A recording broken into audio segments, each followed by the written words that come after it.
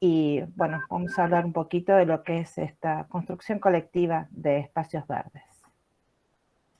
Bueno, primero que nada y antes de comenzar, tal como dijo Nani, queremos agradecer este espacio a la Facultad de Ciencias Agropecuarias y sobre todo la invitación de Patricia a poder brindar esta charla, y yo agradezco en lo personal el acompañamiento de mi coequiper, a Carliana Verdini, que a lo largo de la charla ustedes verán que yo lo voy a llamar como Nani, que es como generalmente la mayoría la conocemos.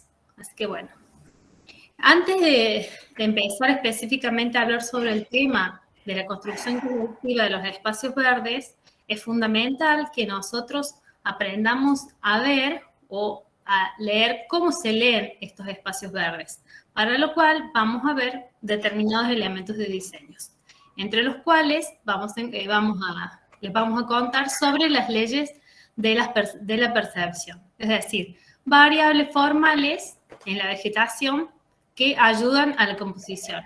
Adelante.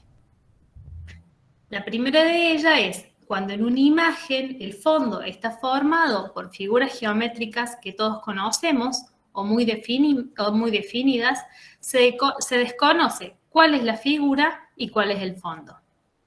Adelante. En este ejemplo, ahí vemos el conjunto de coníferas en la cual nosotros podemos detectar figuras geométricas muy conocidas, tales como pueden ser los círculos o el triángulo. Adelante.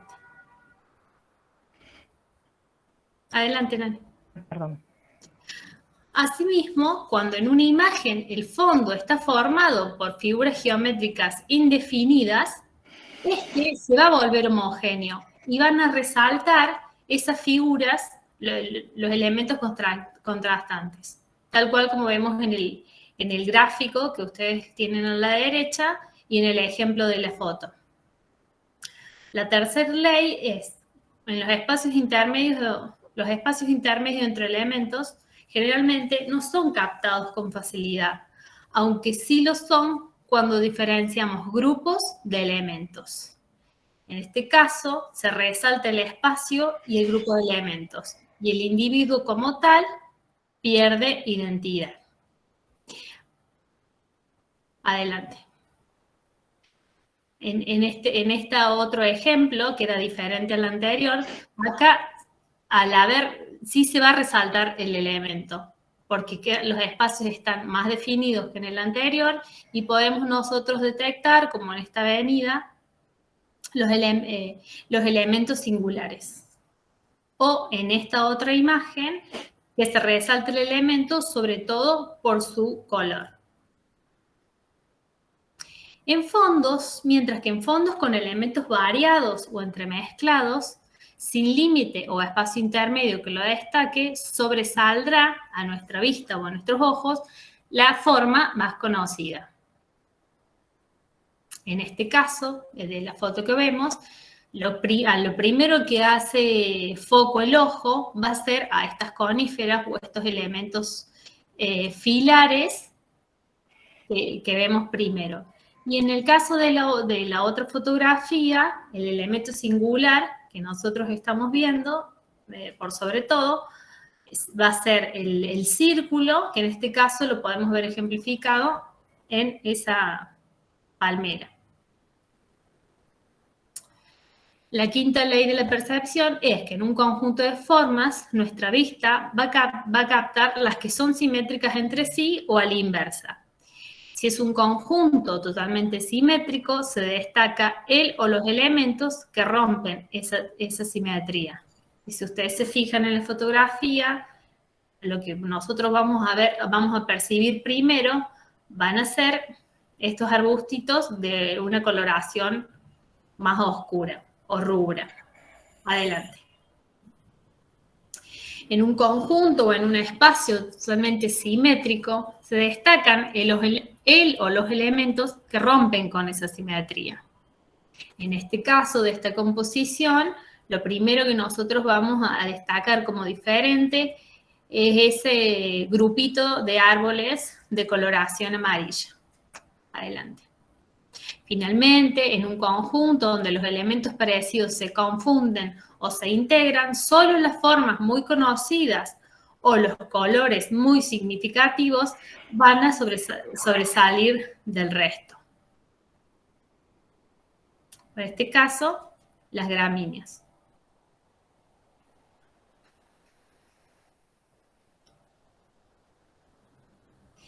Esta foto ejemplifica lo mismo que venimos hablando anteriormente, pero lo que va a destacar va a ser el color.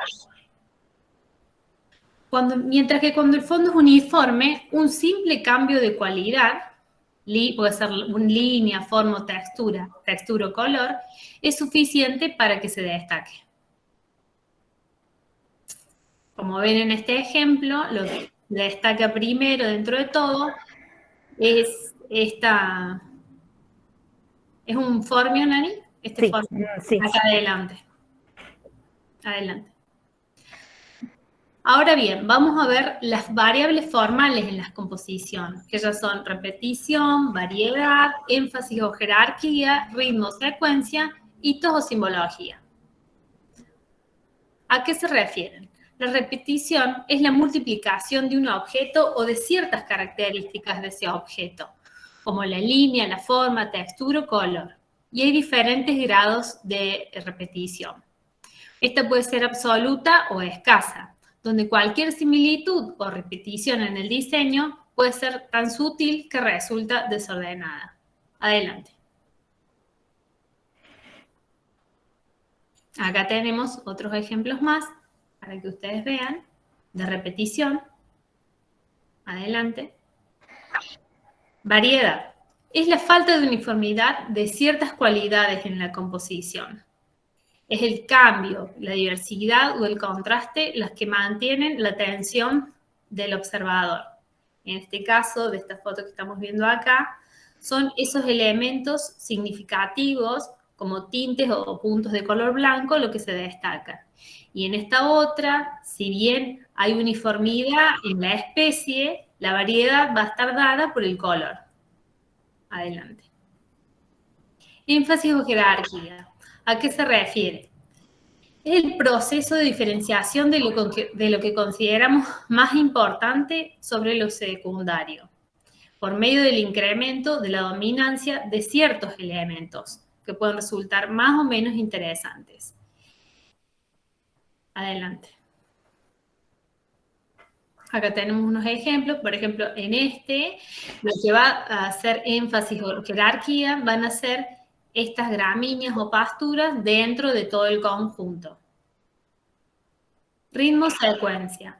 Es el cambio uniforme o el movimiento o transición de las cualidades en el diseño. Es un elemento que sirve para relacionar los elementos menores en la composición para llegar a un punto de interés. Adelante. Hitos o simbologías. Son elementos significativos por su forma, función o connotación, que en el transcurso del tiempo seguramente se van a transformar en elementos referenciales de un lugar. Por ejemplo, las tipas de la cañada, o en este caso, los ejemplos que hemos elegido son de Ciudad Universitaria, como puede ser los algarrobos, este es un algarrobo que está sobre Avenida Valparaíso, en la fachada principal de la Facultad de Lenguas, en la cual está sobre una peatonal y va formando un túnel, y la próxima, adelante Nani, son los lapachos que por su población, los que conocemos Ciudad Universitaria y transitamos en ellas, sabemos en qué lugares significativos están localizados.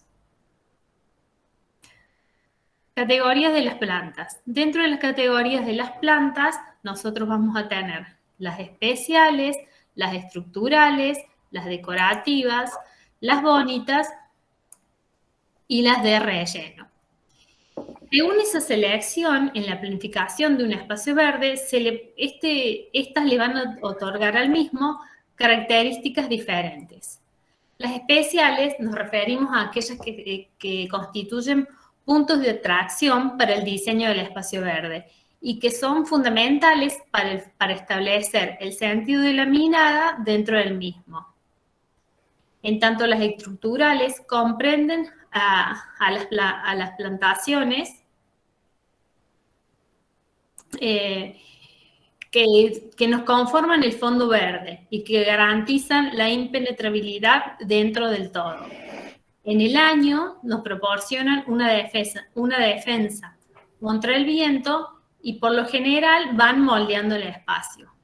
Las decorativas son aquellas que aparecen delante del marco y a continuación de las mismas llegarán las bonitas, que son generalmente todas las plantas perennes, las cuales las cultivamos por el interés de sus flores y el follaje, en primavera y en verano.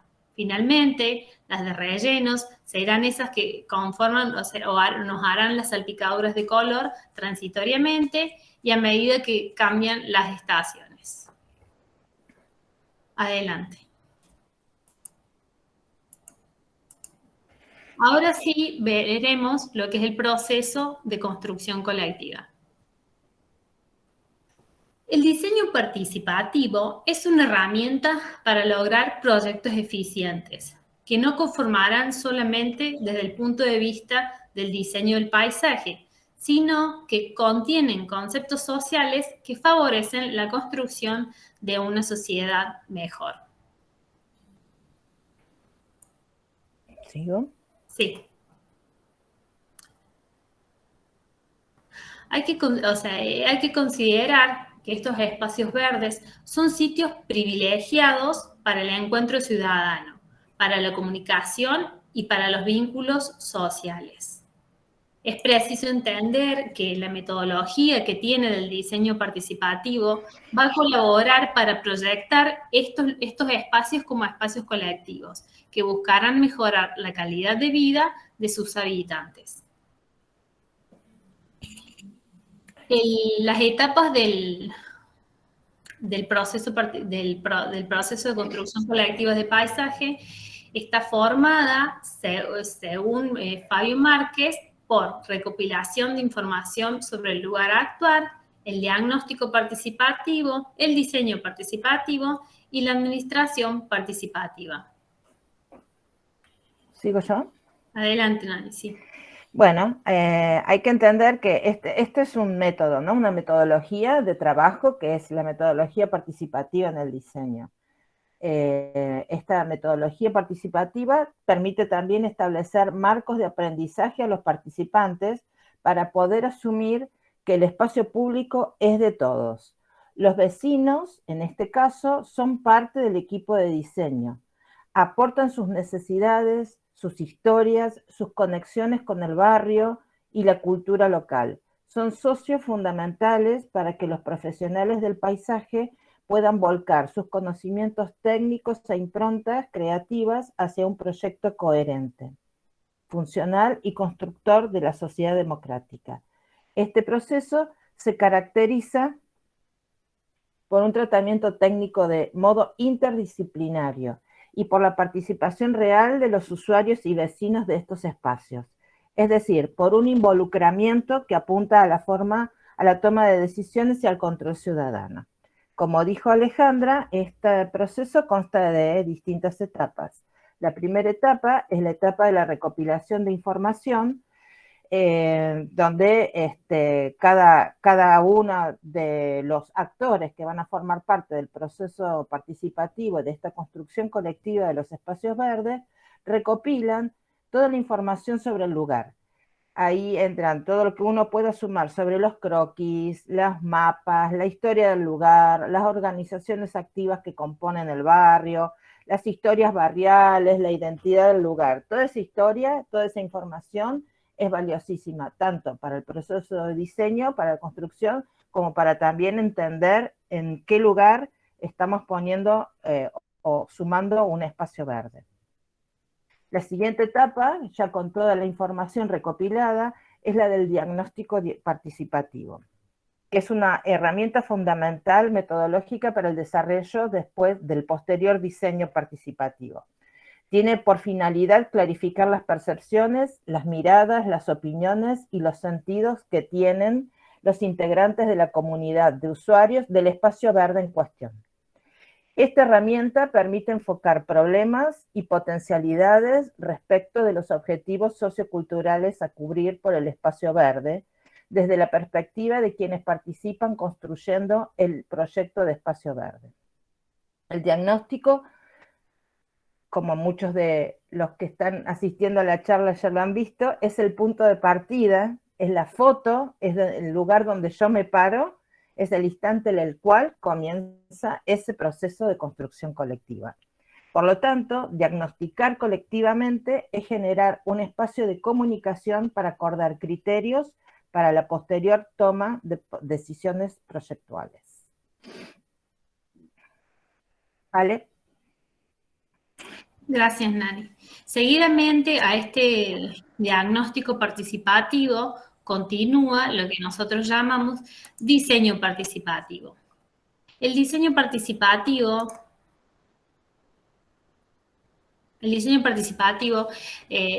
quiere decir visualizar esos cambios enunciados en el diagnóstico. Este diseño siempre con este diseño se va a permitir ofrecer un espacio de respeto a ese vecino, al ser protagonista de la toma de decisiones, que lo incluyan sin ser excluido por carecer de estos conocimientos técnicos.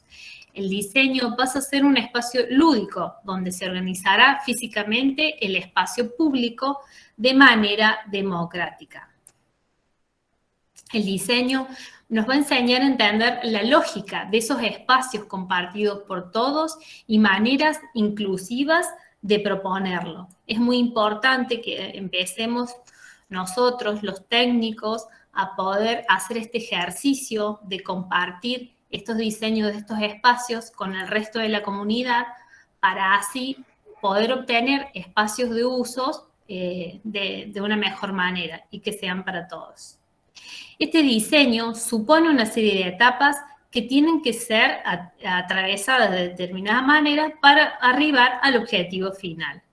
Entre estas etapas podemos mencionar la zonificación del espacio, establecer circulaciones y conectividades, organizar las áreas de sol y de sombra que puedan tener, ubicar los recursos requeridos que se tienen para ese espacio, establecer el plan de necesidades o plan de manejo, una vez diseñado el plan de manejo que este espacio o espacios pueden llegar a tener, y posteriormente elaborar conclusiones los más cercanas posibles a un anteproyecto para la realización del proyecto. Todo esto que nosotros venimos hablando y nombrando del diseño participativo es lo previo para poder realizar el proyecto y después ejecutarlo. Adelante. Ya cambié. Mientras que en la administración participativa está referida a la evaluación de ese proceso participativo y sus correcciones, en la cual se va a buscar sostener el plan de manejo y, si hubiera necesidad, hacerle las correcciones periódicas que pudieran surgir, institucionalizar este espacio vecinos-gobierno para administrar el espacio verde. Esto es lo que nosotros llamamos o se conoce hoy en día como gobernanza. Es muy importante la participación del ciudadano en este tipo de decisiones. Mantener en el tiempo el compromiso de los vecinos sobre este espacio verde público. No es solamente el lugar donde yo voy a jugar, a esparcirme, a tomar aire, sino que además debo involucrarme y cuidarlo. Es un bien de todos. Instaurar mecanismos de control ciudadano sobre el accionar que tiene el gobierno, ya sea provincial, municipal o nacional, sobre este espacio verde.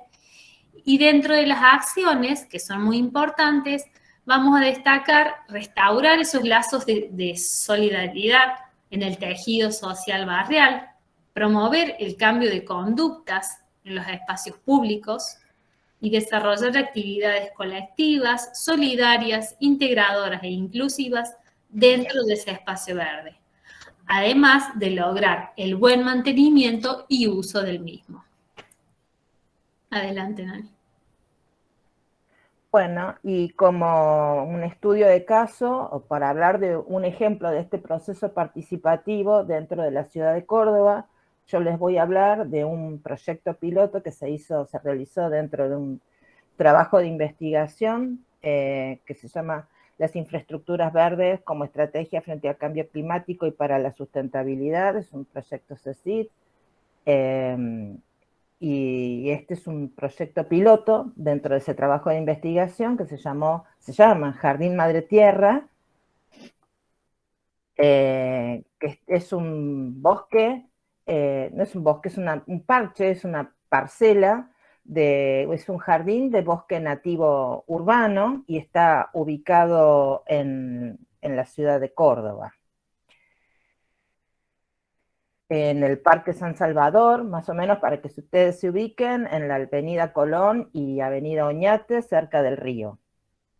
Eh, este espacio verde se seleccionó en base, para contar bien del proceso desde el principio, surge de una inquietud del codirector de este trabajo de investigación, que es Miguel Martiarena, que el arquitecto Miguel Martiarena, y de un interés de la municipalidad en un proyecto de Miguel sobre este tipo de parcelas.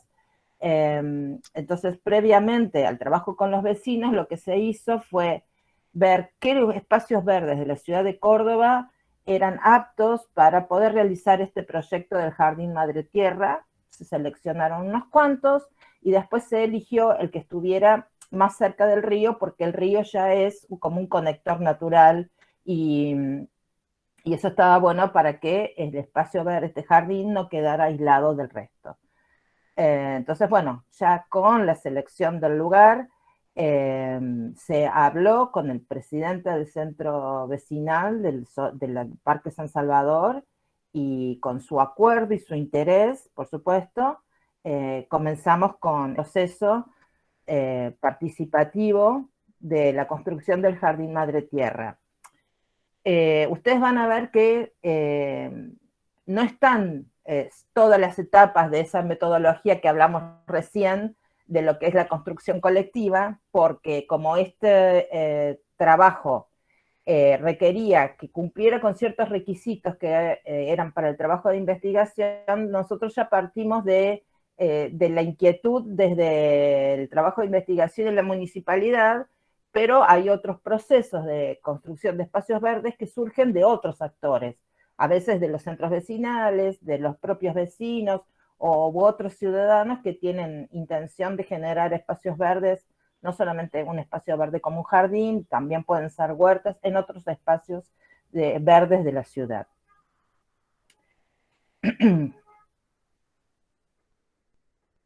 En este primer encuentro, bueno, estas son imágenes del primer encuentro, se incluyó una presentación entre todos los que estábamos, nos fuimos conociendo, se hizo una primera cita a través del centro vecinal, ahí nos conocimos entre todos. Los actores de este proceso fueron el equipo técnico que pertenecía al trabajo de investigación, la municipalidad y el centro vecinal con sus vecinos. Lo que hicimos fue un primer intercambio de inquietudes, como también sucedió que no solamente era la curiosidad o el interés por este nuevo espacio verde, sino, bueno, los vecinos también tenían otras inquietudes acerca de más allá de la construcción del espacio, sino de cuestiones de seguridad. Entonces fuimos resolviendo entre todos, recorrimos el espacio, porque es un lugar, un espacio verde grande, lo recorrimos y entre todos decidimos en cuál era el lugar que más se ajustaba a estas cuestiones de seguridad que pedían los vecinos, ¿no?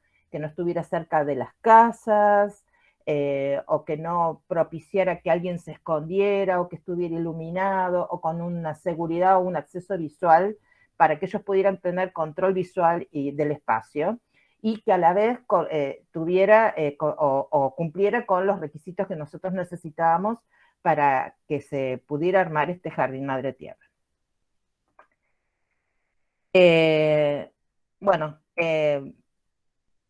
ustedes verán que hubo muchas consultas de los vecinos porque no alcanzaban a imaginarse cuál era la intención de lo que nosotros le estábamos planteando. Nosotros le estábamos planteando construir un parche de bosque nativo en un espacio público, verde público de la ciudad de Córdoba. No era un jardín como generalmente se imagina en el jardín, que es un jardín de flores, como con un cierto diseño ya más esquemático, sino que era recrear un pedacito de bosque nativo dentro de un espacio verde público de la ciudad de Córdoba. Entonces, bueno, se hicieron estos renders que se presentaron a los vecinos para que ellos pudieran imaginar o instalar en el imaginario de los vecinos cuál era el espacio que nosotros le estábamos planteando hacer. En principio iba a ser un espacio de clausura, iba a ser un parche de bosque cerrado, después decidimos hacerlo abierto para que pudieran atravesarlo y visitarlo. Y bien, si bien en este proceso los vecinos no participaron en el proceso de diseño, sí participaron en lo que fue el moldeado del espacio en el sentido del lugar y de los requisitos de uso del espacio.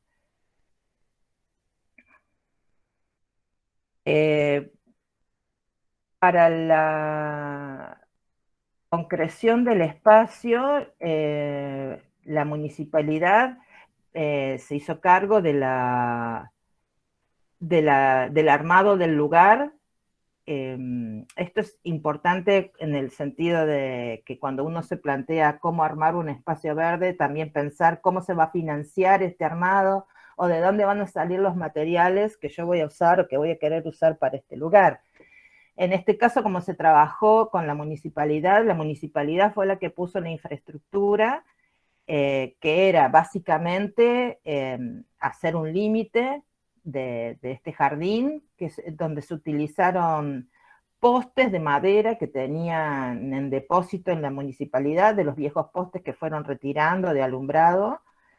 Bueno, se le dio un reuso a ese material y además se usó un material natural que tuviera que ver con el entorno, ¿no? Entonces usaron estos postes de madera, se hizo el caminito para poder recorrerlo del ancho de que pasara una silla de ruedas, y se colocó una capa de tierra de destape de cantera que consiguió el ingeniero Gustavo Re, que fue una donación de una cantera que tiene banco de semillas del bosque nativo. En otra de las visitas que hicimos al espacio, bueno, también estuvimos viendo la disposición, el diseño, podríamos llamarle un diseño, ya les digo, no fue un diseño esquemático porque en realidad lo que nosotros necesitábamos era recrear ese espacio, ese bosque nativo. Muy interesante de ver fueron también información que obtuvimos de encuestas previas, donde casi la mitad de la gente que respondió a la encuesta, a la pregunta de en qué ecorregión se encontraba la ciudad de Córdoba, manifestaban no conocerlo. Entonces, bueno, esto también es un espacio educativo, es un espacio de educación ambiental donde también la idea era recrear en un espacio verde público esas especies del bosque. Ustedes saben que nosotros estamos como en un ecotono entre el Espinal y el Chaco Serrano, y muchas de las personas no conocían esta información, no saben en qué ecorregión está la ciudad de Córdoba y cuáles son las especies representativas de estas ecorregiones. Y bueno, la idea es esto, de instalar en el imaginario. Muchas de estas especies están extintas a nivel urbano, no se las ve. Las plantas las consiguió, fueron donación, en parte del vivero municipal, las donó la municipalidad, y en parte las consiguió el ingeniero Re, de otros distintos viveros de nativas, muchos de ellos especializados en restauración, por lo que se consiguieron especies que en general no se encuentran en todos los viveros, o comúnmente no se encuentran en todos los viveros. Bueno, y una vez que ya se decidieron todas esas cosas y se armó la infraestructura, ahí sí empezamos con esta etapa más participativa del espacio, donde, bueno, se invitó a los vecinos, al centro vecinal vecino, que es el de Villa Urquiza. Bueno, vino gente de la MUNI, voluntarios y gente del proyecto de investigación. Tengan en cuenta que esto se pudo realizar en el medio de la pandemia, ¿no? Entonces, estábamos como limitados con las visitas y con la cantidad de gente que podía participar en estas reuniones. Esta fue la más multitudinaria, que habrá habido unas 20. Y bueno, ahí también dentro de las charlas que habíamos tenido con los vecinos, no solo participaron de la plantación, sino que fueron los encargados de realizar los carteles indicadores de las especies y de, bueno, de ponerle el nombre. Ese es otro de los procesos participativos en los que se estuvo pensando, que fueran el centro vecinal el que decidiera cuál iba a ser el nombre. Para nosotros, para el proyecto, era el Jardín Madre Tierra, pero bueno, ellos para que decidieran qué nombre ponerle a su parchecito de bosque nativo en su parque. Y bueno, en esta primera jornada de plantación pusimos árboles, arbustos, herbáceas, trepadoras, cubresuelos, todo nativo, ¿no?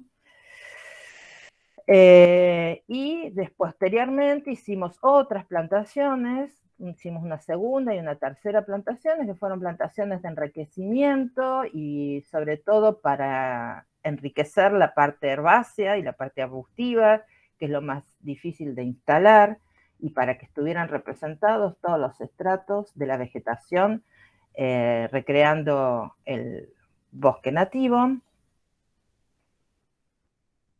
Y por último, o la última de las actividades de los que participamos nosotros, por lo menos del equipo de investigación, fue una jornada taller de capacitación con los vecinos, que se organizó también en el espacio abierto del parque.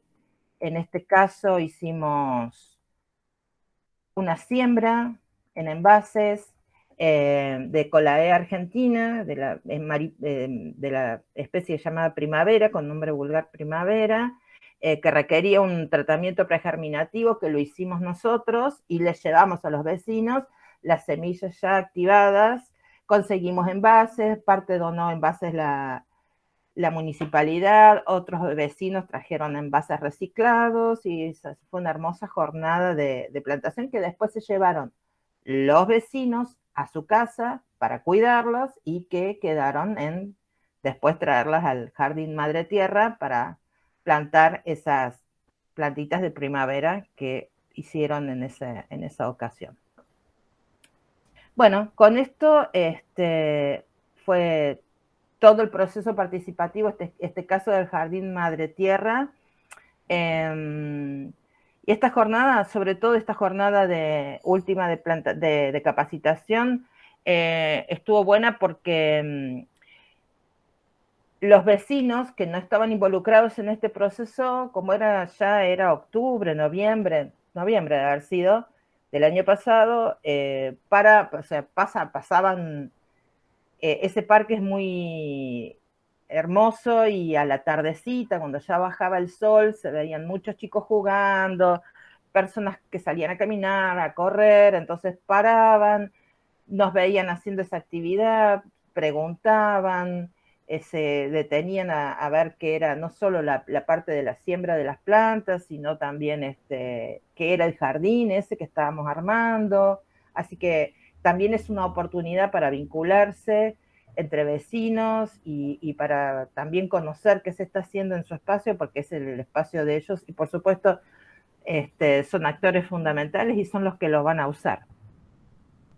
Sí, y además, Nani, que el mensaje que nosotros queremos dejar con con el tema de la construcción colectiva de los espacios verdes, es que es sumamente importante propiciar este ejercicio de que sea colectivo, que existen los instrumentos, pero muchas veces uno como vecino o ciudadano no los conoce y que se pueden hacer. O sea, que tenemos todos como ciudadanos voz y voto en relación a estos espacios, que si bien siempre va a haber de apoyo un equipo técnico, el vecino como usuario puede opinar o puede decir qué quiere, porque muchas veces a lo mejor uno como técnico vas a este lugar, vos ves una cosa, percibís una cosa, pero no vivís ahí.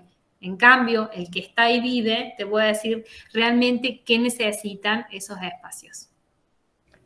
Bueno, sigo entonces ahora. Y finalmente, nosotros queremos dejar como reflexión esto que es algo fundamental en esta época que estamos viviendo en relación a los espacios verdes, la pandemia y la salud. Adelante.